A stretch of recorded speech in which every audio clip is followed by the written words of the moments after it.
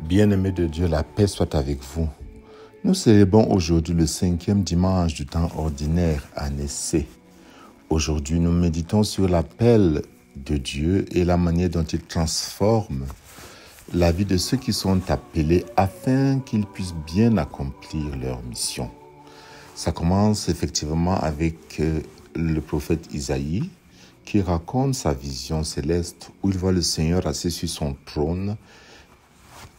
Et Isaïe, qui se sent indigne et impur, réagit ainsi en face de la sainteté de Dieu. « Malheur à moi, je suis perdu, car je suis un homme aux lèvres impures. J'habite un peuple aux lèvres impures, et mes yeux ont vu le roi, le Seigneur de l'univers. » Cependant, un séraphin touche les lèvres d'Isaïe avec une braise ardente, le purifiant ainsi de ses péchés. Après cette purification, Dieu l'appelle. Et voici ce qui est dit. J'entendis alors la voix du Seigneur qui disait, « Qui enverrai-je? Qui sera notre messager ?» Isaïe répond à l'appel de Dieu en disant, « Me voici, envoie-moi. » Cette scène nous rappelle un certain nombre de choses. D'abord, que Dieu ne choisit pas les parfaits, mais il purifie ceux qu'il appelle. Ensuite, à l'appel de Dieu, ce qui est indispensable, c'est la disponibilité. La disponibilité. Me voici, envoie-moi. Cette disponibilité dans la Bible part du prophète Abraham, de notre ancêtre dans la foi, jusqu'au Nouveau Testament avec la Vierge Marie, avec un Saint Paul, avec au sommet de tout, d'ailleurs, le Christ lui-même. Parce que c'est lui, comme nous le dit le psaume, et la lettre aux Hébreux le reprend, c'est lui qui plus que tout dira, « Me voici, je suis venu tout pour faire ta volonté. » Frères et sœurs, nous sommes tous appelés dans notre vie quotidienne à nous laisser purifier par Dieu et à le servir malgré nos faiblesses. Dieu nous sanctifie et nous envoie comme témoins.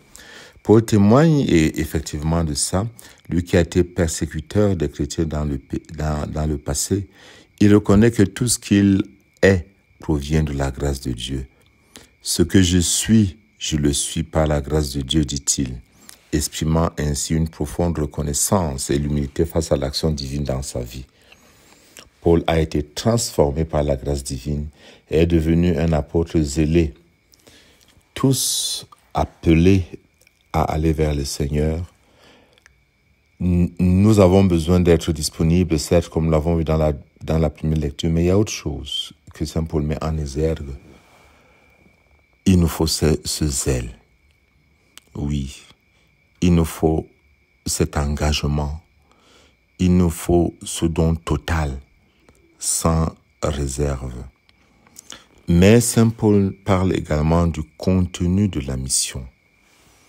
La mission consiste à annoncer le kérygme, c'est-à-dire Christ mort et ressuscité pour notre salut.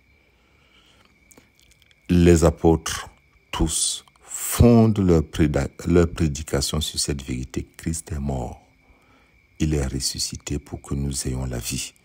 Et cette vie nous est donnée par l'Esprit Saint et qui fait de nous des témoins. Notre salut est fondé sur le sacrifice de Jésus-Christ qui nous a réconciliés avec son Père. Paul proclame cette vérité centrale de sa mission. Dans l'Évangile, nous avons l'apôtre Pierre qui lui aussi est appelé. Mais de quelle manière? Après une nuit infructueuse de pêche, Jésus demande à Pierre de jeter à nouveau les filets. Pierre obéit malgré ses doutes. Il attrape une quantité énorme de poissons. « Maître, répond-il à la demande de Jésus, nous avons peiné toute la nuit sans rien prendre, mais sur ta parole, je vais jeter les filets. » Et l'ayant fait, ils capturèrent une telle quantité de poissons que leurs filets allaient se déchirer.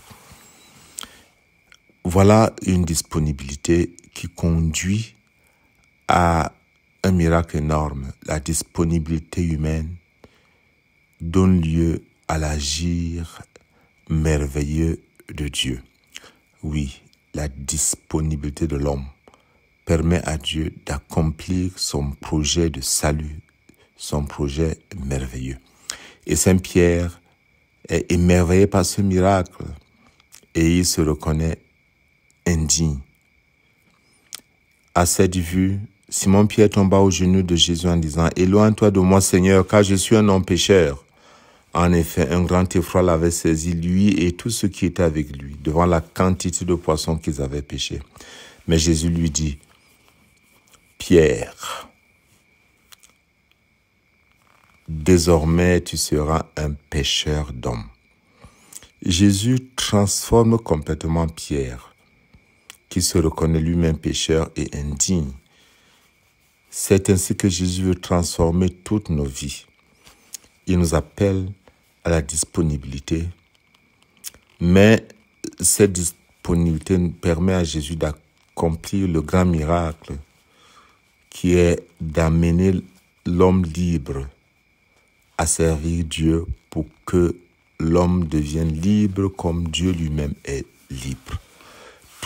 Tout ce qui s'acoquine avec des valeurs, avec des cercles, sont embobinés dans des esclavages qui ne leur permettent plus jamais d'être libres comme Dieu veut que nous soyons libres, bien-aimés de Dieu.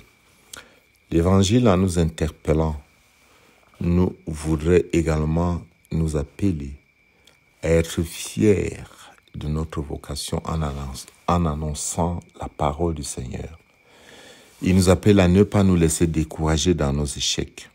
En cette année du jubilé de l'espérance, nous sommes appelés, chacun de nous, à renouveler la grâce de la certitude de la mission reçue de Dieu qui s'accomplit non pas à cause de notre force, mais grâce à l'Esprit Saint, quand nous nous rendons disponibles, quand nous nous laissons faire.